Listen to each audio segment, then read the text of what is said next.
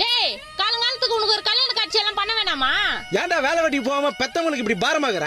நான் எங்க பாரமாக்குறேன்? வீட்டுல ஒரு ஓரமா தானே இருக்கிறேன்.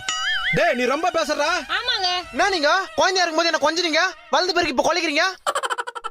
எதுக்கு தான் இந்த உலகத்துல என்ன பெத்தீங்களோ? எதுக்கு பெத்தீங்க முதல்ல? என்ன எதுக்கு பெத்தீங்களா? பிறந்து 3 வயசுல பால்வாடிக்கு போக கஷ்டமா இருந்தது, உண்டு கொடுப்பாங்க. பால்வாடி முடிஞ்சதும் ஸ்கூலுக்கு போக கஷ்டமா இருந்தது, ஸ்கூல்ல நல்லா படிச்சாதான் காலேஜ் போக முடியும்.